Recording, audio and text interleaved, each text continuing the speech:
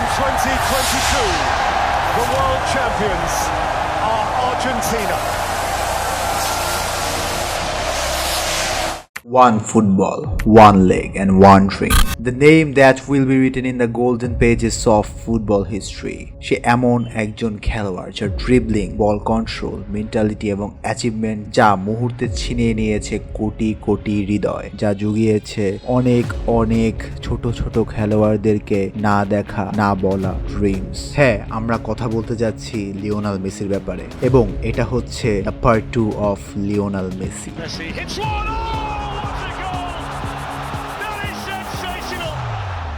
শুরু করার আগেই আমি আপনাদেরকে বলতে চাই যে যারা পার্ট 1 এখনো দেখেননি তারা পার্ট 2 দেখার আগে পার্ট 1টা অবশ্যই দেখে আসবেন, যেটার লিংক ডিসক্রিপশনে এবং আই বাটনে দেওয়া থাকবে। পিএসজিতে 2021-22 সিজনে ডেবিউ হয় লিওনেল মেসির। সে লিগ ইউরোপীয় চ্যাম্পিয়ন্স লিগ এবং অন্যান্য প্রতিযোগিতায় অসংখ্য ম্যাচে অংশগ্রহণ করেন। মেসি পিএসজিতে তার 3 বছরের ক্যারিয়ারে মোট 32টি গোল করেন এবং 35টি অ্যাসিস্টও করেন। পিএসজিতে মেসি মোট 2টি লিগ ট্রফি, একটি ফ্রেঞ্চ কাপ এবং একটি ফ্রেঞ্চ সুপার কাপ জিতেছিলেন। মেসির উপস্থিতি পিএসজির অ্যাটাকিং খেলায় নতুন একটি শক্তি প্রদান করেছিল। তার সাথে ছিল নেইমার এন্ড কিলিয়ান এমবাপ্পের ম্যাজিক, যা ছিল একটি আনস্টপেবল ট্রিও। তার পিএসজিতে যোগ দেওয়ার পর পিএসজির ফ্যান বেস বেড়ে যায়। মেসির পিএসজিতে কাটানো সময়ের মাঝে তিনি শুধু মাঠে অসাধারণ পারফরমেন্স দেখাননি, বরং পিএসজির স্ট্র্যাটেজিক খেলাতেও কন্ট্রিবিউশন রাখেন। মেসির পিএসজির সঙ্গে চ্যাম্পিয়ন্স লিগের অভিজ্ঞতা মোটেও সাকসেসফুল ছিল না। দলের দুর্দান্ত স্কোয়াড থাকা সত্ত্বেও তারা 2 সিজনে রাউন্ড অফ 16-এ বেশি যেতে পারেননি। মেসি পিএসজিকে গ্রুপের শীর্ষে নিয়ে যেতে সহায়তা করেন, যেখানে ছিল ম্যানচেস্টার সিটি, লাইপজিগ এবং ক্লাব ব্রুশ। তিনি ম্যানচেস্টার সিটির বিপক্ষে 2-0 ব্যবধানের জয়ে একটা ইম্পর্টেন্ট গোল করেন। রাউন্ড অফ 16-এ পিএসজি রিয়াল মাদ্রিদের বিরুদ্ধে মুখোমুখি হয়। মেসি 2 লেগেই খেলেছিলেন, কিন্তু পিএসজি ড্রামাটিক ভাবে আউট হয়ে যায়। পিএসজি আবারও নেক্সট সিজনে তাদের ইউসিএল গ্রুপে টপে ছিল, যেখানে ছিল ইউভেন্টাস, বেনফিকা এবং মাকাবি হাইফা। মেসি এই স্টেজে 2টি গোল করেছিলেন এবং বেশ কিছু অ্যাসিস্টও করেছিলেন। রাউন্ড অফ 16-এ পিএসজি বায়ার্ন মিউনিখের বিরুদ্ধে খেলেছিলেন। মেসি আবারও 2 লেগে অংশগ্রহণ করেছিলেন, তবে পিএসজি আবারও পরাজিত হয় এবং তার চ্যাম্পিয়ন্স লিগের যাত্রা পিএসজির সাথে এখানেই শেষ হয়।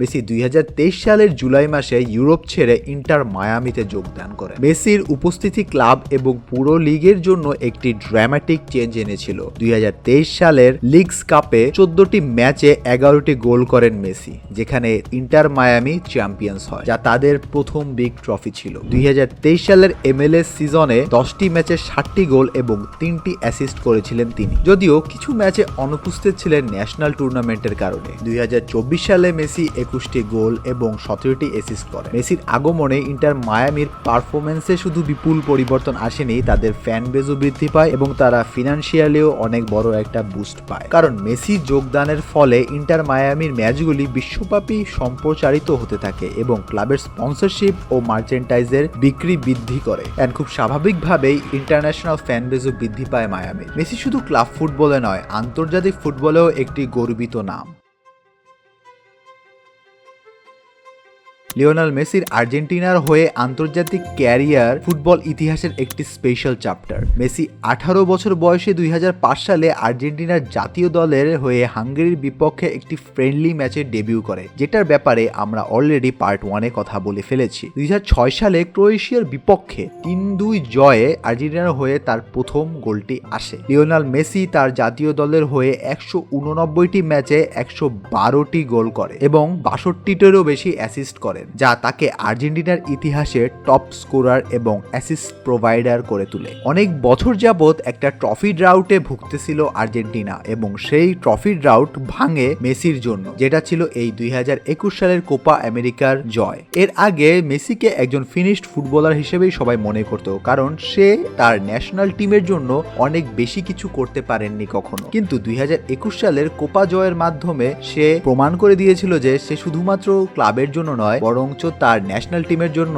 একটা অভূতপূর্ণ নাম। এখানেই কিন্তু শেষ ছিল না। 2022 সালের বিশ্বকাপে তার অসাধারণ পারফরমেন্স নিয়ে এসেছিল অন্য একটা বড় মাত্রা। যখন তারা সৌদি আরবের বিপক্ষে ম্যাচ হারে তখন পুরো বিশ্ব মনে করেছিল যে 2022 সালের বিশ্বকাপেও আর্জেন্টিনা তাদের পুরানো যেই কালচার সেটাই ফিরিয়ে এনেছে, যে তারা আর জিতবে না। কিন্তু সবাইকে ভুল প্রমাণ করে দিয়েছিল লিওনেল আন্দ্রেস মেসি। তার ক্যাপ্টেন্সি এবং চৌকুশ বুদ্ধির কারণেই 2022 সালের বিশ্বকাপে সবাইকে চমকে দিয়ে কাপ ওঠে আর্জেন্টিনার হাতে। সেই পারফরমেন্সের জন্য সে শুধুমাত্র গোল্ডেন বল বা দ্য টুর্নামেন্টের বেস্ট প্লেয়ার নয়, সেবার সে ওয়ার্ল্ডের বেস্ট প্লেয়ার হিসেবে ব্যালন ডিওর জিতেছিল। মেসি 2006 ফিফা বিশ্বকাপে আর্জেন্টিনার স্কোয়াডের অংশ ছিলেন, যারা সেমিফাইনালে পৌঁছেছিল, তবে তার তেমন কোনো প্রভাব ছিল না। বরঞ্চ 2010 সালের বিশ্বকাপে ডিয়েগো ম্যারাডোনার কারণে আর্জেন্টিনায় একটা বড় অবদান রেখেছিল লিওনেল মেসি। আনফরচুনেটলি কোয়ার্টার ফাইনালে 4-0 ব্যবধানে হেরে তারা বাদ পড়ে। 2014 ফিফা ওয়ার্ল্ড কাপে মেসির পারফরমেন্স ছিল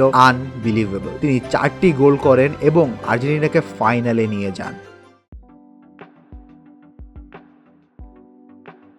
এবং এখানেই ইতি আসে আমাদের আজকের ভিডিও। লিওনেল মেসি শুধুমাত্র একজন অসাধারণ ফুটবলারই নন, তিনি একজন অ্যামেজিং লিডার, একজন লড়াকু মেন্টালিটির প্লেয়ার। তার জাতীয় দলে অবদান যেরকম অদ্বিতীয়, তার গোল, অ্যাসিস্ট, হ্যাট্রিক এবং বড় টুর্নামেন্টের সফলতার জন্য তার ক্লাব ক্যারিয়ারও অদ্বিতীয়। আর্জেন্টিনাকে বিশ্ব ফুটবলের শীর্ষে নিয়ে যেতে তার অবদান ছিল অসীম, এটা কেউই অস্বীকার করতে পারবে না। সো বিশ্ব ফুটবল প্রেমীদের জন্য এক অনুপ্রেরণা হিসেবে কি মেসিকে অল টাইম বেস্ট বলা যায়? আমার মতামত ভিন্ন হতে পারে, আপনার মতামত ভিন্ন হতে পারে, কিন্তু স্ট্যাটিস্টিক্স ভিন্ন কথা বলে এবং স্ট্যাটিস্টিক যেটা বলে সেটাই হয়তো বেশিরভাগ মানুষই বলে। সো কন্ট্রোভার্সি ক্রিয়েট না করে আমরা ভিডিওটা এখানেই শেষ করি। ভিডিওটা ভালো লেগে থাকলে লাইক দিবেন, বেশি ভালো লাগলে শেয়ার করবেন, নিজের বন্ধুদের মধ্যে বলে দিবেন যে বাংলাদেশেও ভালো কোয়ালিটির স্পোর্টস ভিডিও কিছু মানুষ এখনো বানাচ্ছে। দেখা হবে নেক্সট ভিডিওতে। Till then, আডিওস।